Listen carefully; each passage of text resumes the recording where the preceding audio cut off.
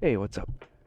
So I did a bit of testing with this deck off camera, and I'll kind of go over the results a little bit, and not much has changed about the deck, but here's what I've tested out. So in one build, I tested it with less Thoughtseize and more Unburial Rites, and I think I played like three or maybe three games or so, three, 4 games with it like this, and as I suspected, it was very weird. So you could end up with a really mixed hand. You'll get like two of these in your hands and like no this card outlet, or you just draw too many of the burials, and that was kind of bad.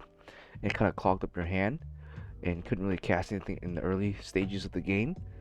The cool thing is it made the deck more consistently hitting this to put into the graveyard, especially when you do Stitch Supplier. She was able to hit the Imperials a little bit more often, but I think the clunkiness of your opening hands and stuff is not really worth that trade-off. Like, it's cool you can hit the Imperial, and by turn 4 you should have one Imperial in your grave and should be able to reanimate something on turn 4, ideally. But the trade-off is you're trading consistency for seeing Imperials in your graveyard early on, but you are also getting very awkward hands with like two or three sometimes barrels in your draws, and it just clogged up your hand. So I didn't really like that too much. I'm going back to the build with either four Thoughtseize or four Bone Shards. Like either one, you should pick to max out one or the other. Um, Thoughtseize has dual purpose. It gets rid of potential threats to your strategy, and worst comes to worst, you can use it as a discard outlet on yourself. Um, the only time you ever do that is if you know you have like a safe turn 3 um, reanimation. So ideally, if you have something like a priest on the board and your opponent hasn't really done anything to it, then on turn 3 you can Thoughtseize yourself and dump a payoff if you have nothing in the grave, and then reanimate with the priest there. And hopefully one of your payoffs is gonna win you the game immediately. So uh, I like the four Thoughtseize over the four Unburial.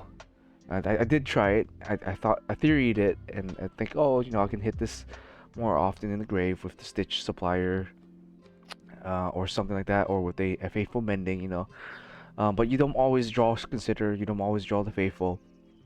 So sometimes you don't. Yeah, you basically don't always draw your discard outlet, even though you're playing like, oh, like a bunch of copies here plus that. You won't always see your discard outlet, and then the burial just becomes kind of dead weight in your hand. Cause yeah, that's just the way it is here. So going back to the three here, the one change I did make here is that, yeah, I mentioned I took out the Elvish Norn, and the more I play, I tested the Dream Trawler versus the Sarah's Emercy, and I think I like her a little bit more better, especially game one.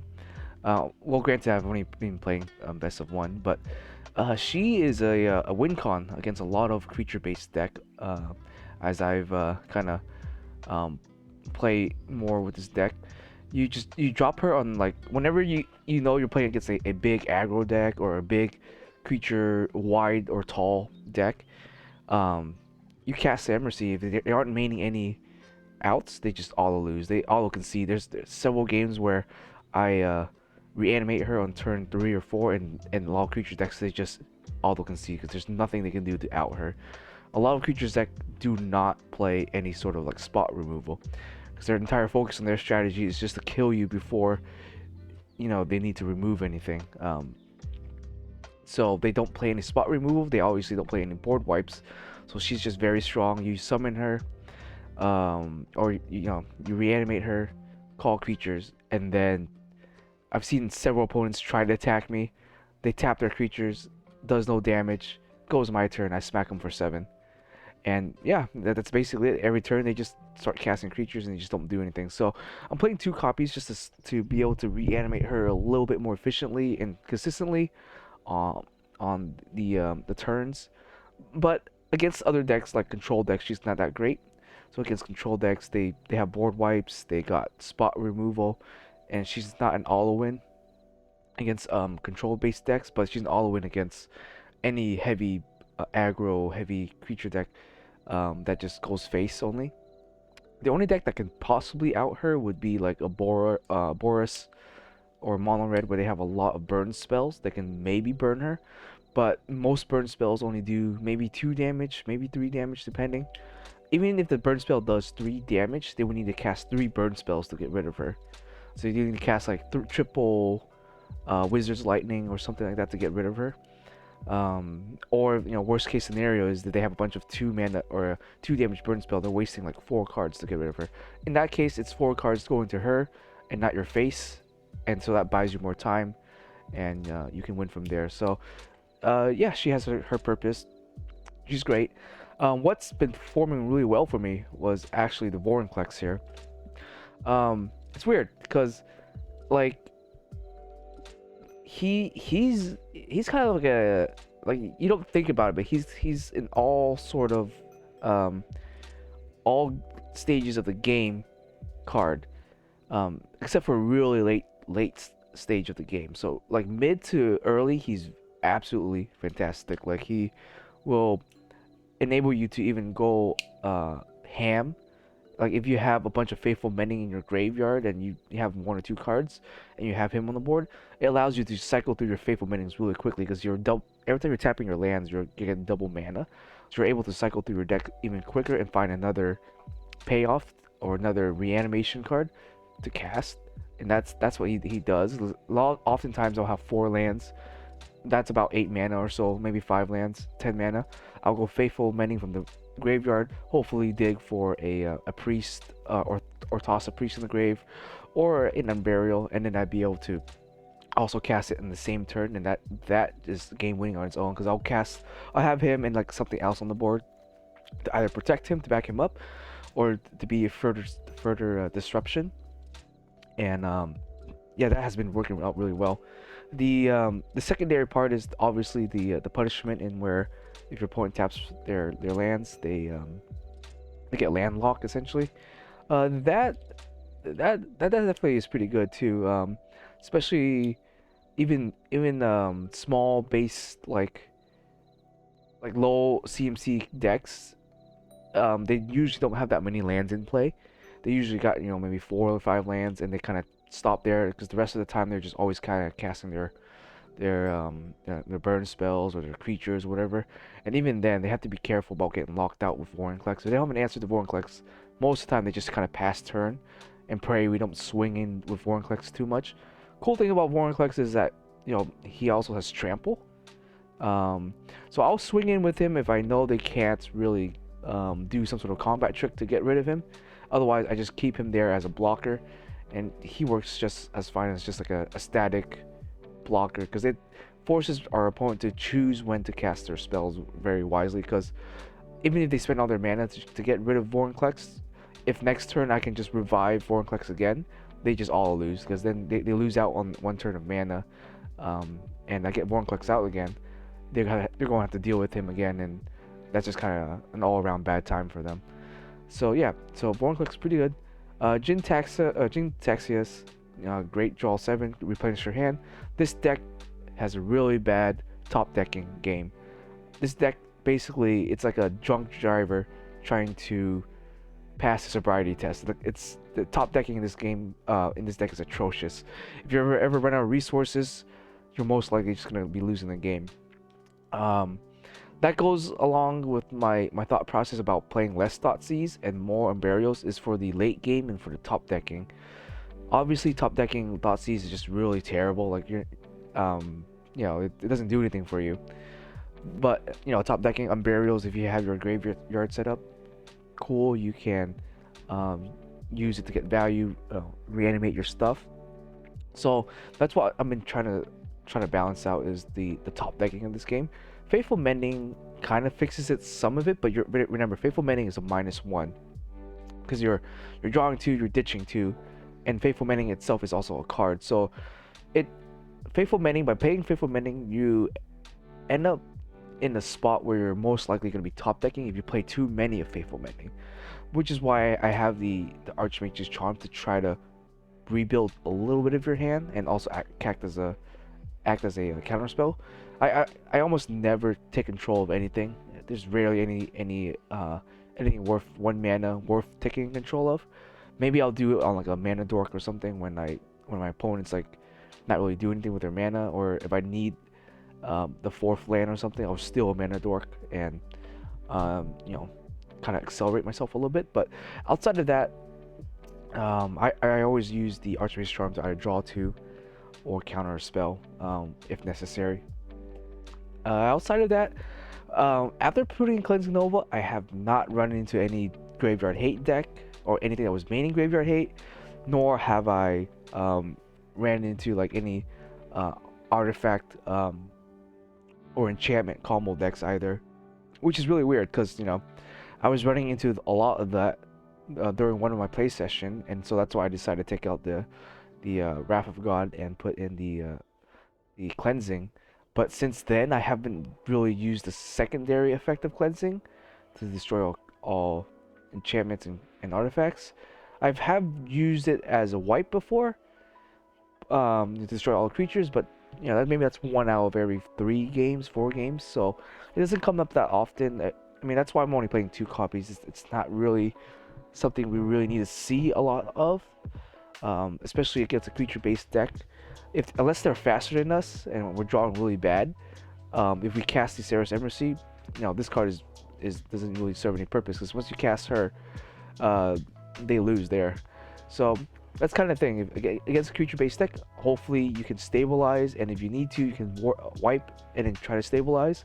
Or if you have really good draws, and you can set up your graveyard, then just cast her and you're good, and you won't have to worry about any of their creatures for the rest of the game. So that's the strategy there. Yeah, side deck's still the same. Nothing's changed there. I haven't tested that out. So without further ado, let's try to get a couple of games in and see how we do. Yeah, so unlike the modern version of this deck, you have like unmarked graves and stuff like that, which means you can have more control as to what you're putting into your graveyard. Unfortunately, the best we can do here is we have Stitch Supplier right here, and basically we try to dump something in the grave, but you know, it doesn't always work out, so it kind of sucks, but it is what it is.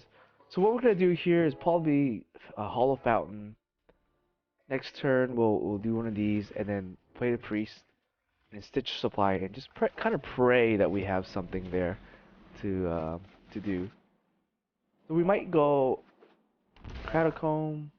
They shot themselves, Thoughtseize. Ooh, I like that.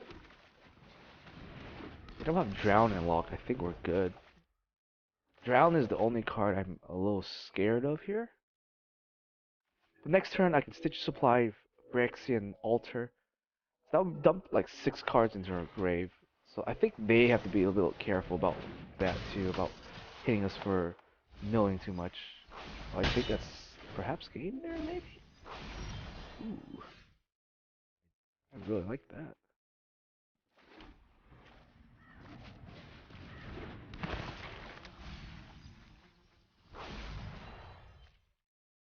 Mm, let's see, we'll have more mana. Why not? Let's see what we can get off this Stitch Supply.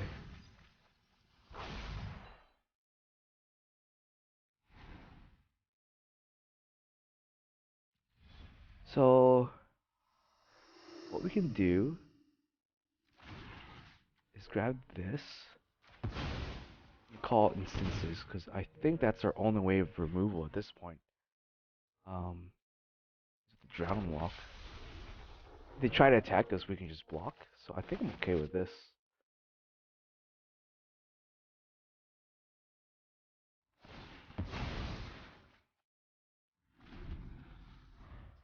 They can maybe get Death Touch. If we can get another Ceres and call creatures, I think we've got it from here. We need another way to draw another land. I don't really know what they would discard here. Cleansing Nova is probably their best target. I don't think they would hit them burials. If they hit them burials, they're done for.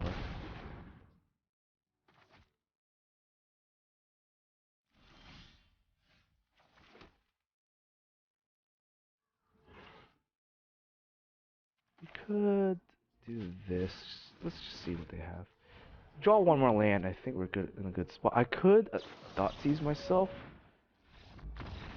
Yeah, so that's basically game. It's like I don't know what they would do here for the rest of the game.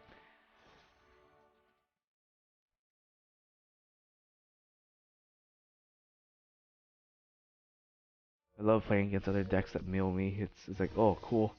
Unless you're playing against a pure mill deck, then you gotta be careful because you self milling and them milling you can deck you out a lot quicker than you realize. But getting them setting up your graveyard and not having any sort of like Leyline of the Void or something, it's perfect because you can just cast stuff from your graveyard and be in a good position there. Okay, it's not terrible. This is a not bad hand. We would like to see a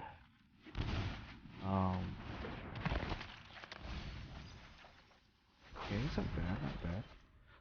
So another thing is I changed the land up a bit. I'll talk about the lands maybe after this game. Um, totally forgot about that. I'll mention about that in just a second here.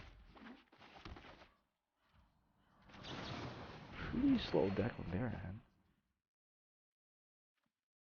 I think we do this. I don't think we're gonna need the cleansing. Oh, they might have enchantments. We might want to keep that actually. More than 2 lands here. So next turn, if they don't have interaction, we are going to go wild.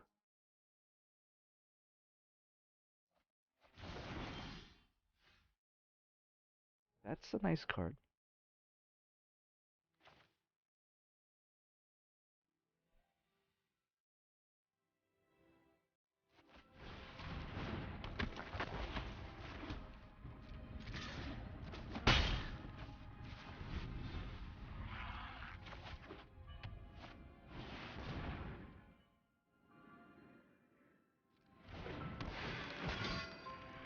Not too sure what they're doing here, to be honest.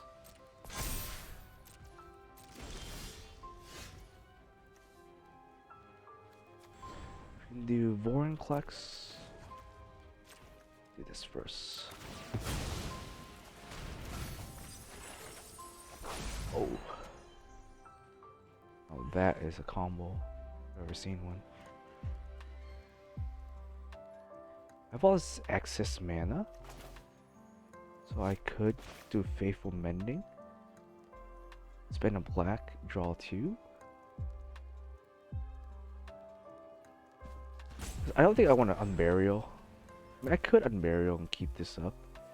Keep the pressure up. Sure, let's just cast one of the Unburials then.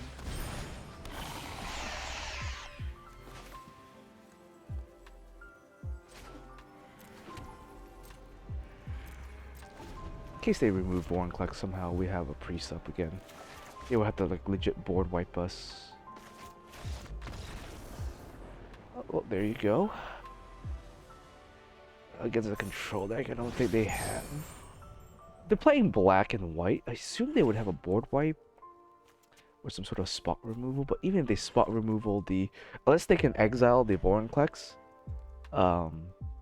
we can just Unburial it again next turn and just they're gonna keep spending their entire turn trying to Vorinclex. Let's say they do remove it with I don't know what mana they have. Double black. Let's say they do they Murderous Rider it or something.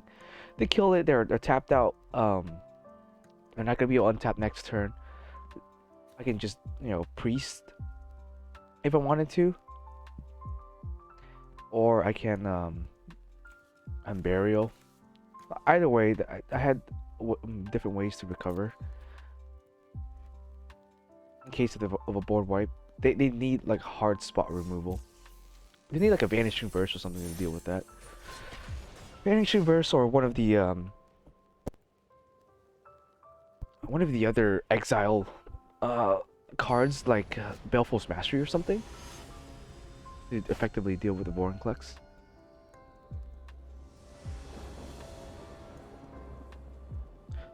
Well, we've been opening up pretty consistently, I want to say, so far. It's pretty good. I think I want to go Stitches first, just to get the ball rolling. I don't really have a Reanimator yet, so I might not need to do Thoughtseize just yet.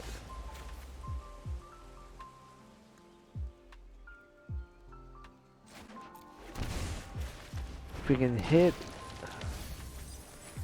So we weren't hitting anything too good there. Maybe Faithful Mending next turn, just to get rid of the Vorinclex. Or the Jintaxa. Maybe this is a creative deck? Creative Abdominal deck. I might want to Thoughtseize them now.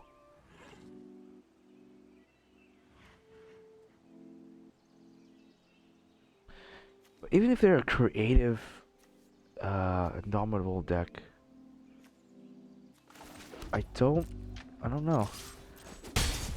I might just risk it. If they got something, they got something. We'll have to see here.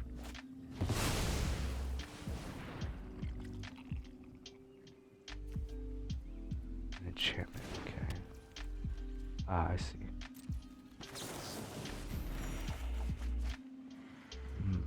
Get rid of this.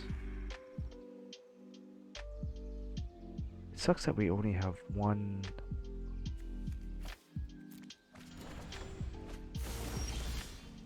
Oh, this works out. So we go here. Thoughtseize first. Spiral Grove. It's those.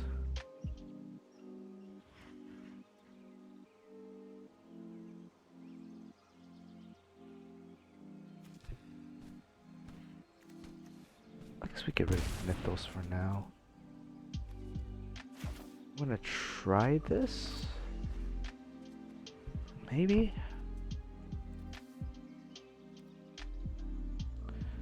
It's awkward. Do I want them to spend their turn just trying to get rid of it? I guess so. If they don't get rid of it, then I think we'll be in a good spot. If not, we'll Faithful Mending as a backup plan.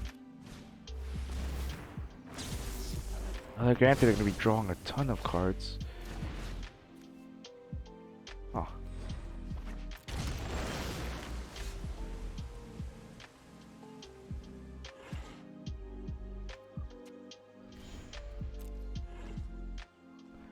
Question here is, I guess I could Faithful Mending first, see what I draw. Ooh.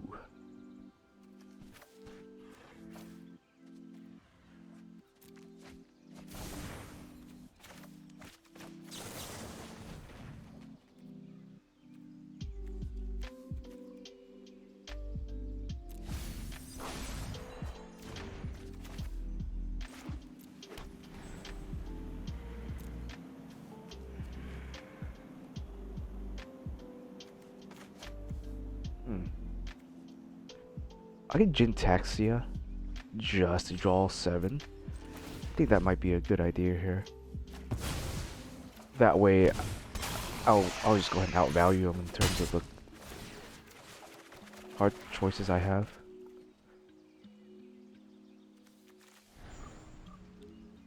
I might not want to ditch the Burials.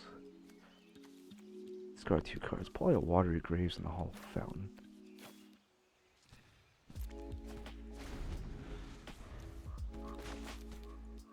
Because if they don't do anything, I can always Burial whichever's.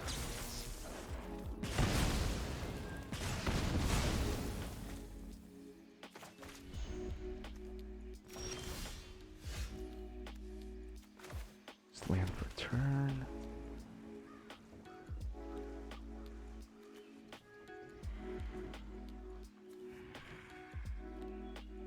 We can Vorinclex here. I think.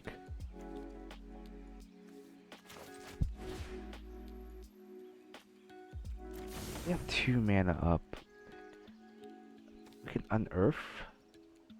Puts us in a little bit of a risky situation, but if we unburial, we'll have 2 mana open next turn. Let's just do this then.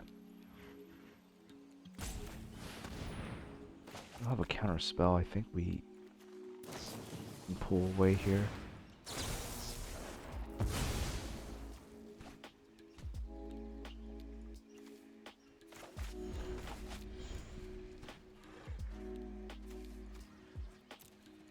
I guess they're deciding whether to put something in their graveyard or not.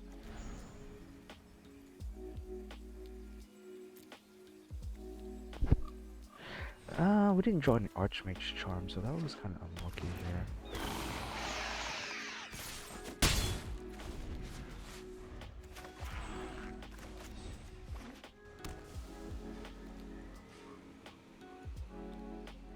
Well,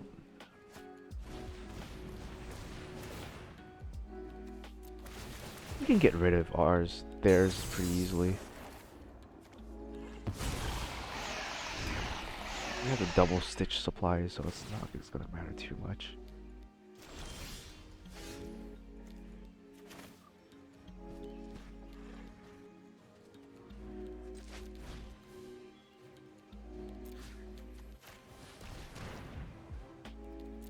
I think that's game.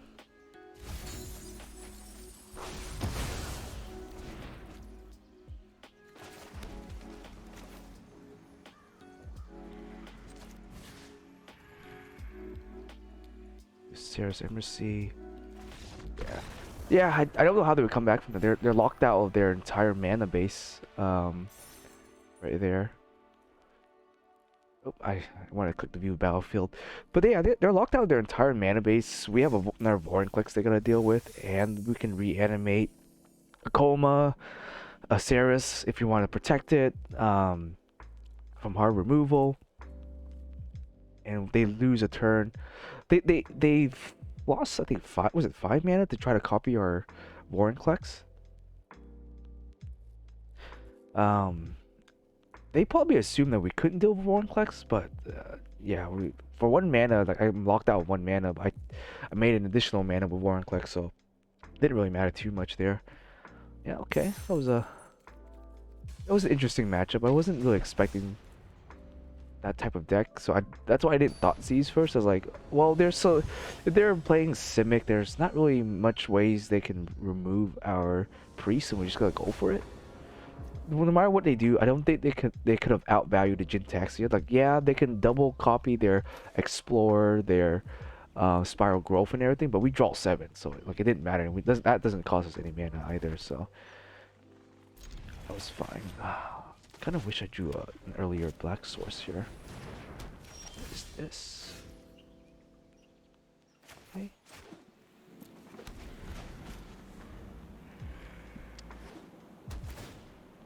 To be mana efficient, I might just Faithful Mending.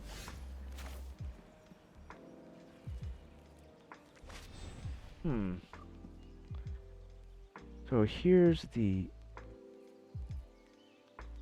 interesting thing.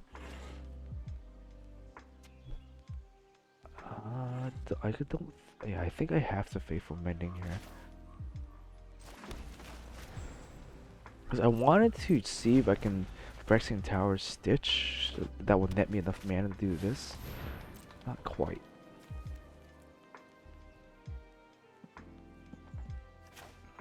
So we're gonna probably just gonna Faithful here and see what happens. Ditch these 2.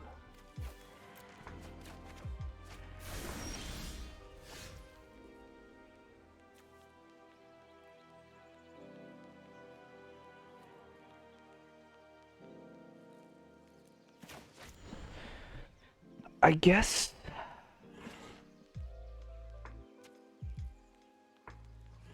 I can hold up Archmage Charm. I could Stitch Supply, but kind of leaves me in an awkward.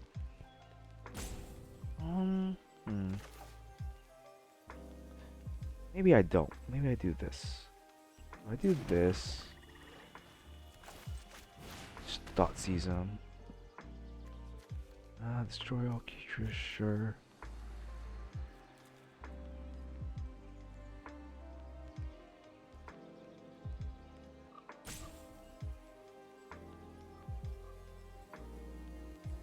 Primal command might be a little annoying too.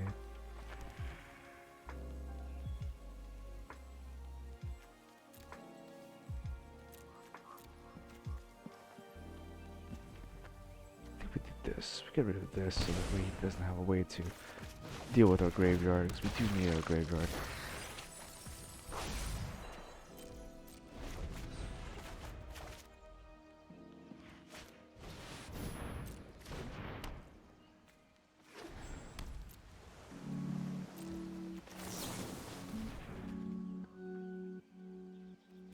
At this point, we don't need that.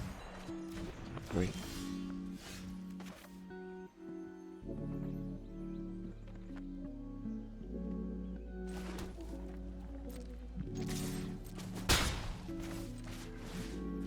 Let's try that.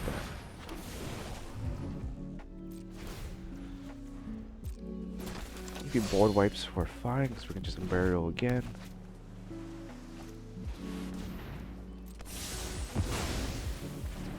Maybe we'll get something even better. That's great.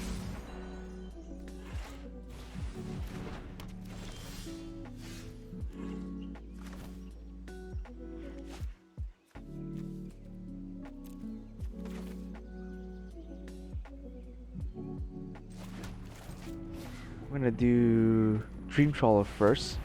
Next turn we'll go ahead and get back to the we're seeing just call creatures.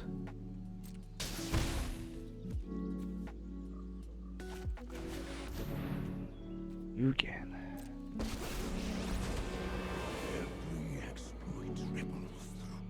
Discard to be mindful.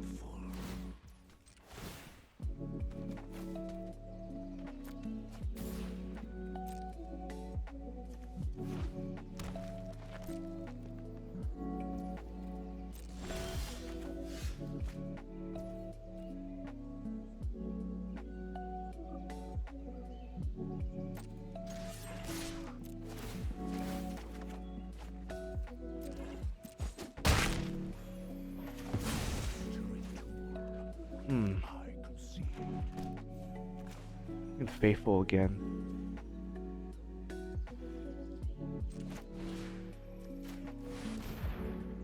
Call creature so he can't smack us with anything.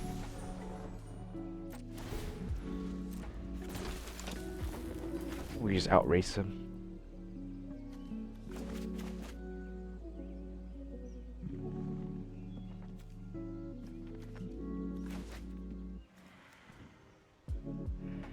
I think maybe he should have made a token.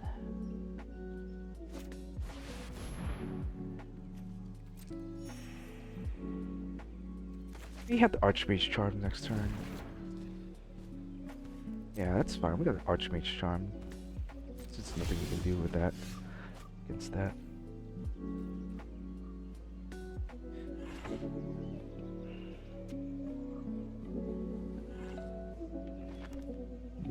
Do we have anything else to reanimate right now? Not really. I could draw 2. No, I'm gonna leave my mana open. I need 3 blues for the Archmage Charm. Let's just attack first.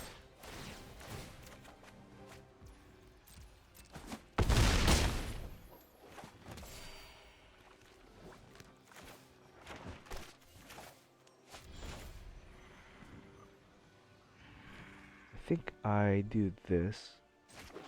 Shock myself, make sure I paint the right colors, leave the Archmage Charm up, and I think we'll win from here.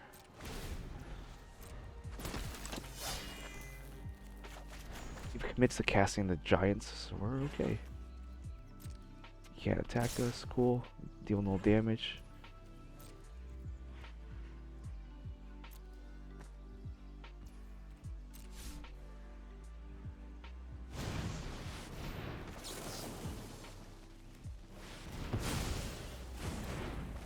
Yeah, our deck is kind of disgusting. Let's see.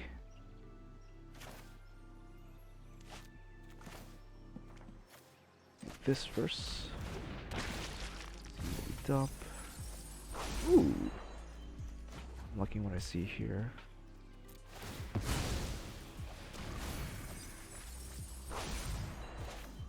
I'd also like to animate this. Cast this. Don't need that anymore. Draw.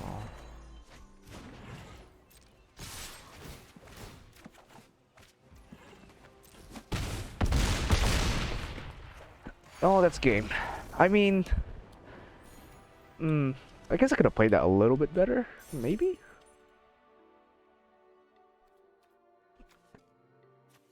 I guess not. I mean, I got a little greedy there. I saw the Jin Taxi. I didn't have to reanimate him. I could just went double Faithless Mending, pump him up to 10 attack.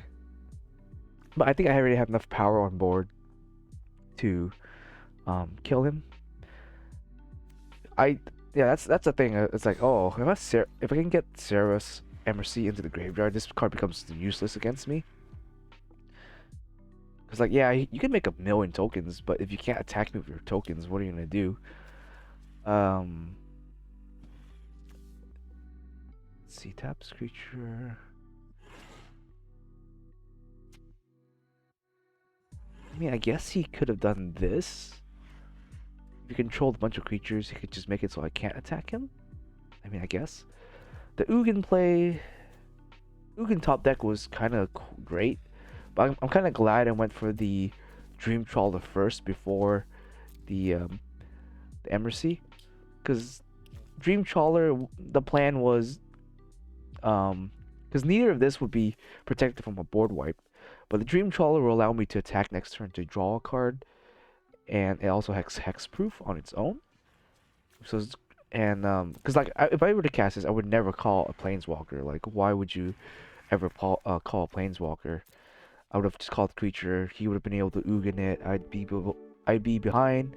I wouldn't be able to deal with the Ugin until like 2 more turns. But it's great that I got the Dream Trawler out first. He tried to kill it. I just hexproof it, whack the Ugin, draw a card, reanimate the Emercy there, and call up creatures. He can't attack with any of the token he makes, and just apply pressure for 1 turn. Priest here was kind of a backup plan in case he had a spot removal to kill something here. I can just priest it.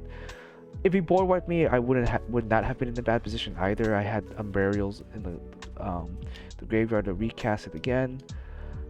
This play here where I went to Jin Taxi, I was just thinking about outvaluing him. I didn't really calculate how much damage I had on board. I didn't realize I could pump it up.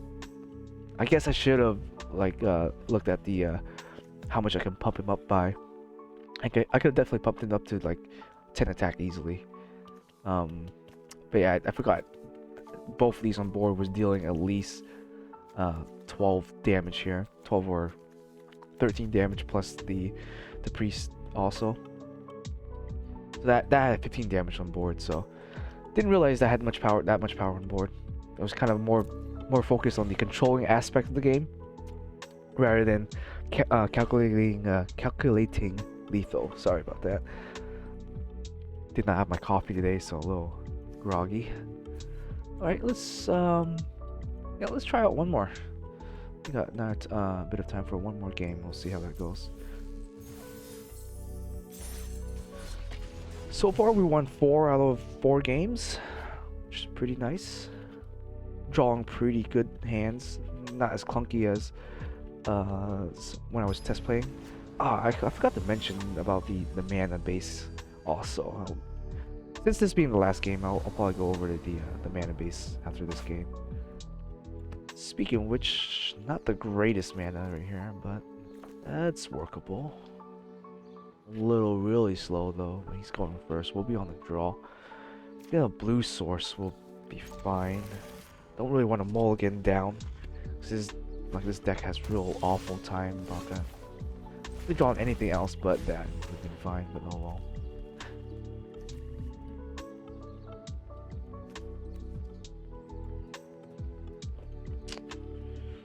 They're all really annoying.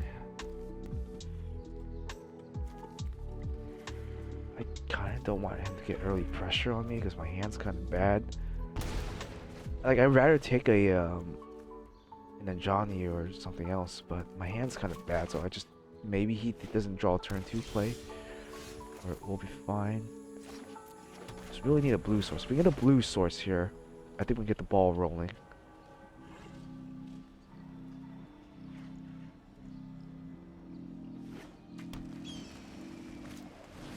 It was a really greedy keep on my end. Oh, just not a blue source.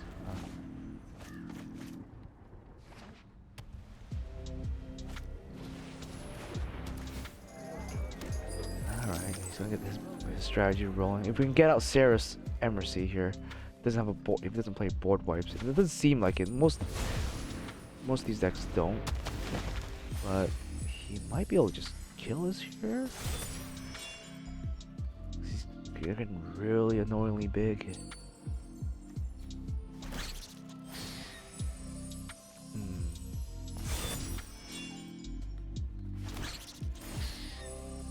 Oh, maybe this is the infinite. Yeah, I think he already got the infinite off. Ooh.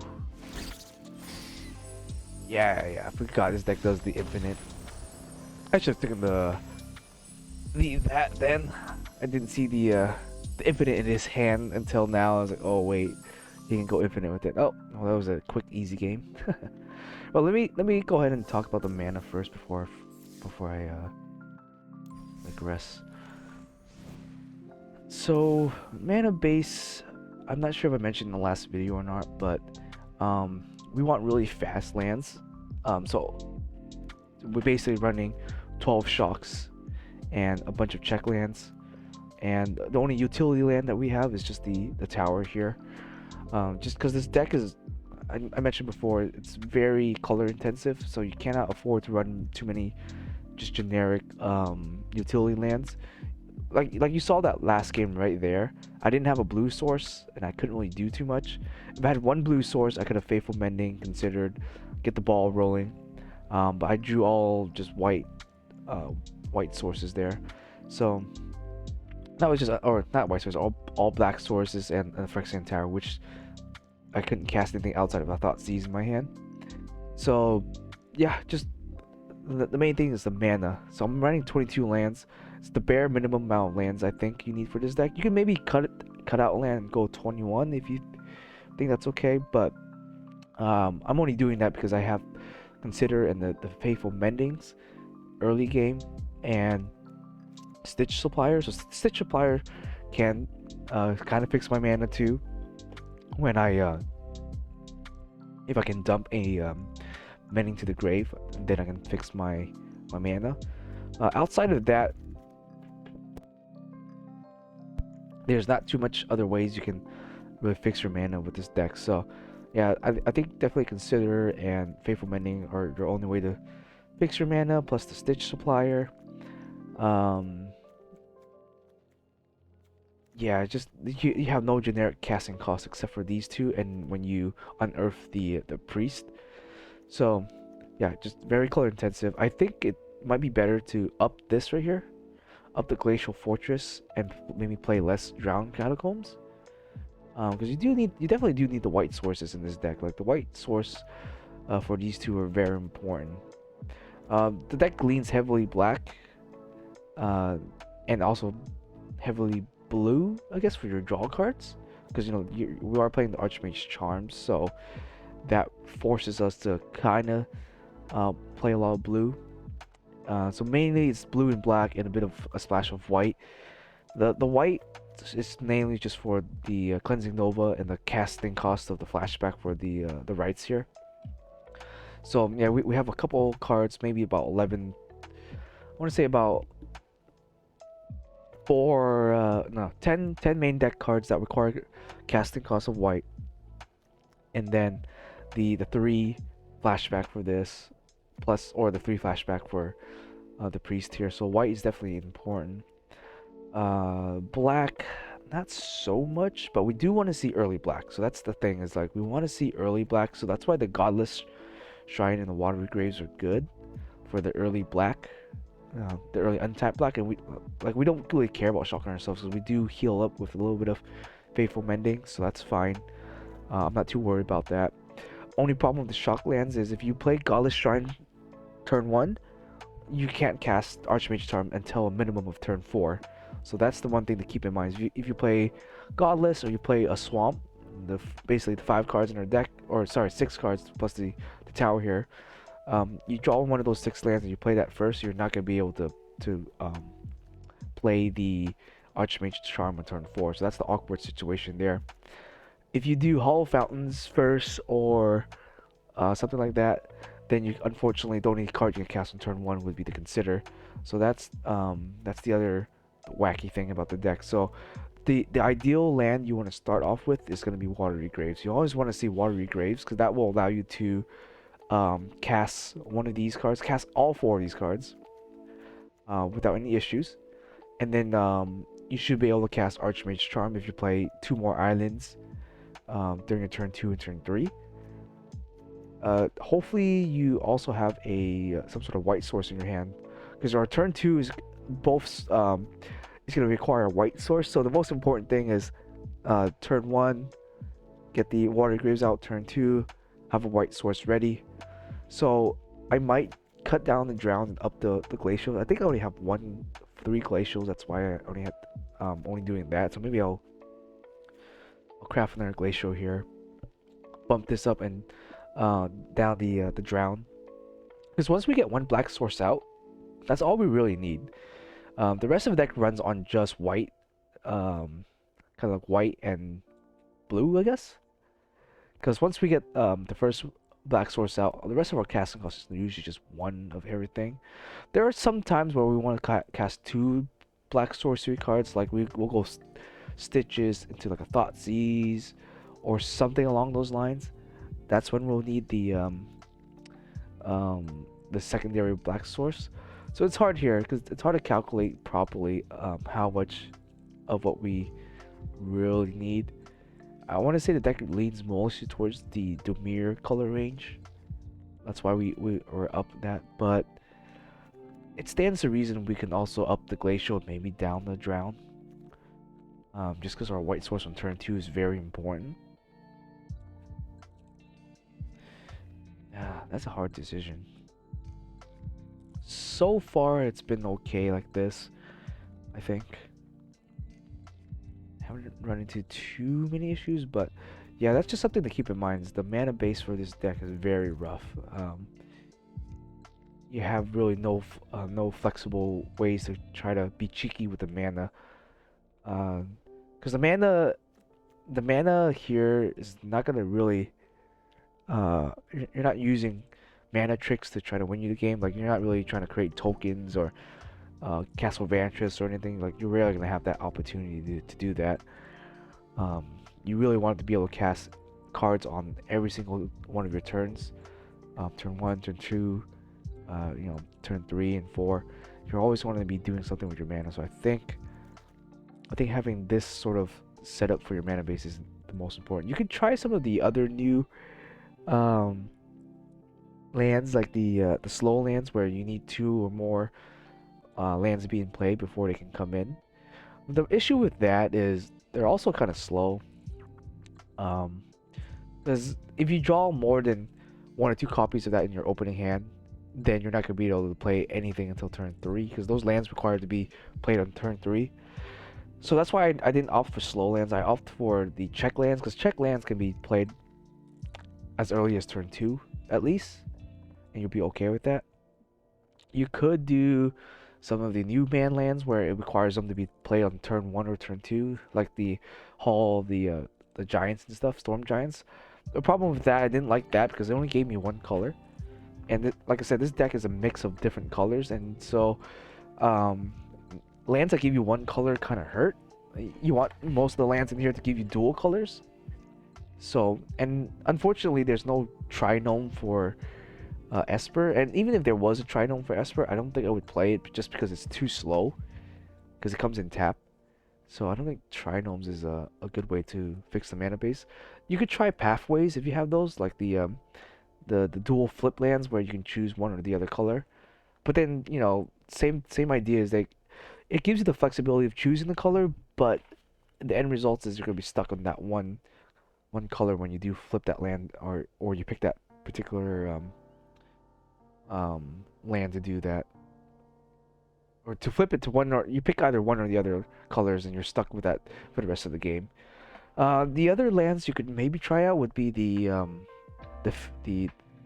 was it the bolt lands, where you bolt yourself for 3, but same thing is like they're going to acquire you to hit yourself for 3, and they only give you one color. They have utility in the sense that they have sorcery effects, but I don't think any of the sorcery effects really are gonna help you win. Like the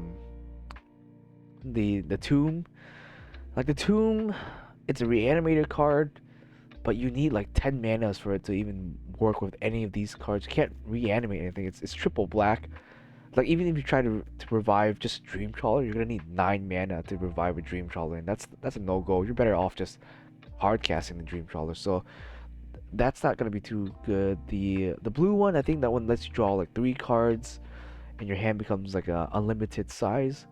That's cool, but it requires 7 mana. So we're never getting to that point where the the sorcery side of the cards could be useful for us.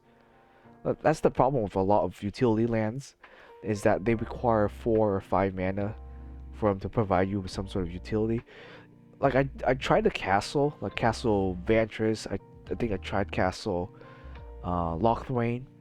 Lochthwain is probably the most playable one because you do heal a lot. Your hand does run low, and you can use that to draw you a card. Um, but I don't know if I would play because it's technically a check land because it requires a swamp in order for it to work well. Um, and we only really have 9 swamps in the deck, so that's the other thing that the Shockland provides us is with the subtype like island and plains and swamp. We need those so that the check lands come in and untapped. Um, namely, because we do play like 7 check lands, so that's kind of important there. Same thing. That's why I'm playing the 1 swamp, the 1 island. These are namely for the names, and that the fact that if I play any of these, I can still cast one of these turn 1 cards just fine. Because that's why I took out the plains. Because if I play plains turn 1, I can't cast anything. It's just gonna be there. Um, and and it's just not too great. If the second reason I'm playing these is just in case we play into like I guess a wasteland, not a wasteland. What is it? Field of the Rune or a Assassin's Trophy. You have some way of kind of ramping yourself up. So basics not too important. But that's the purpose that the basics serve here. Phyrexian Land or the Phyrexian Tower is great because they can kind of accelerate you a turn. Especially this combos well with the stitches and when you need to get rid of the Jintaxis.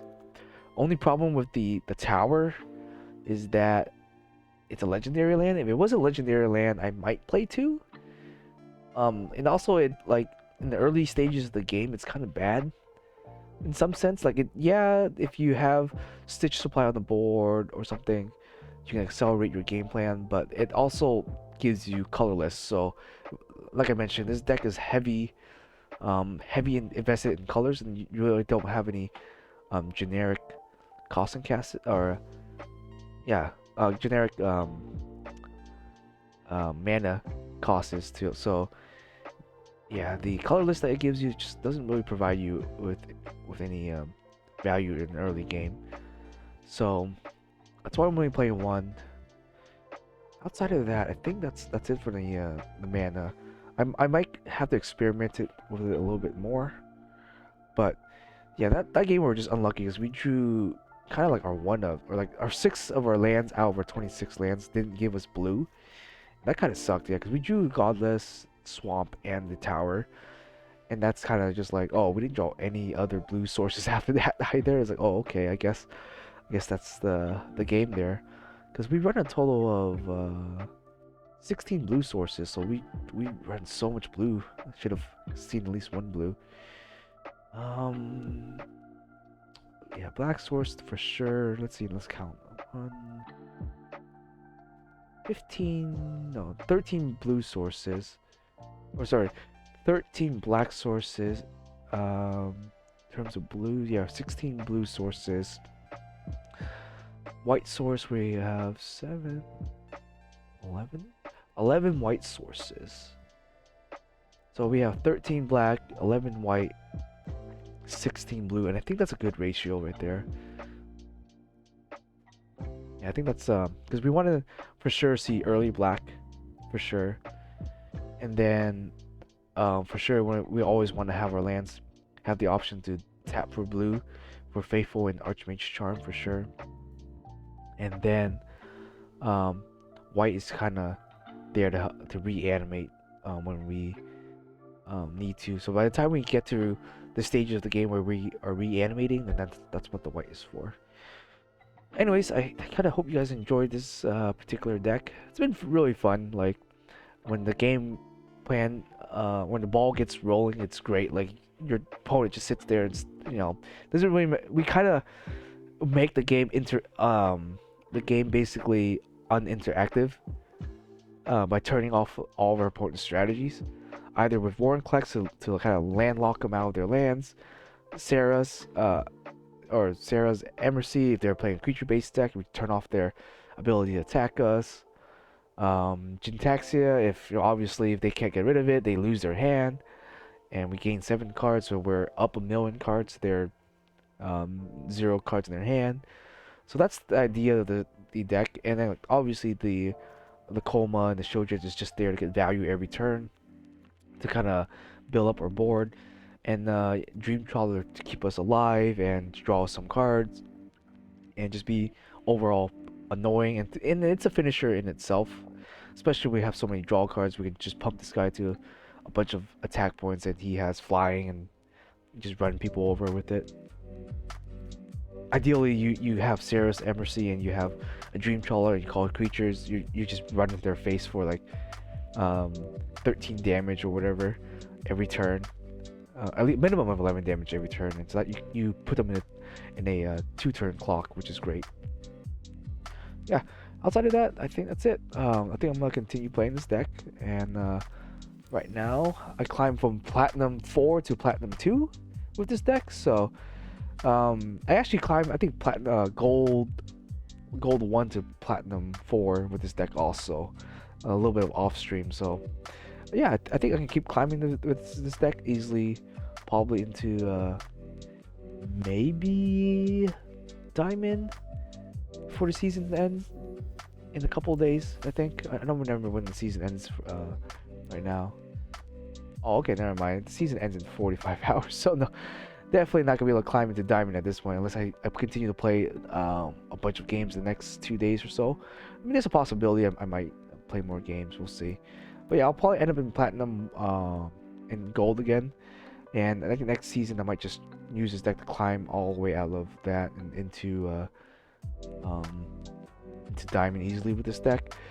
I was out for about a week to 2 weeks, so I wasn't really playing. So that's why I'm kind of behind on my climbing here.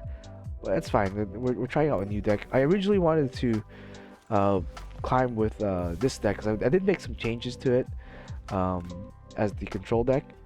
But I've been having a lot more, I guess, fun with the Reanimator deck, and yeah, I still have Elish Norn as the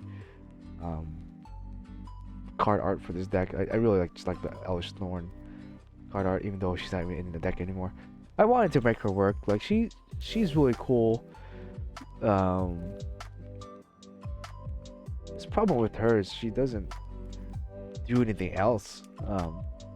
If our opponent's not playing a creature-based deck and she doesn't do anything in it, and if our opponent is playing a creatures-based deck, we're better off playing this, which would just win us the game. Where Norn's like it annoys our opponent, but it doesn't really win you the game. And the vigilance doesn't really matter. Like we rarely attack. We wouldn't really attack with her anyway. She's only 4 power. Like if she buffed herself, if she was a 6/9, that'd be perfect. Like that'd be really great. Um, Honestly, you're probably better playing a Massacre Worm over her. Like Massacre Worm can at least deal some damage and is a bigger body in some sense, and it's cheaper. So yeah, unfortunately, I couldn't get Elvish Thorn to work.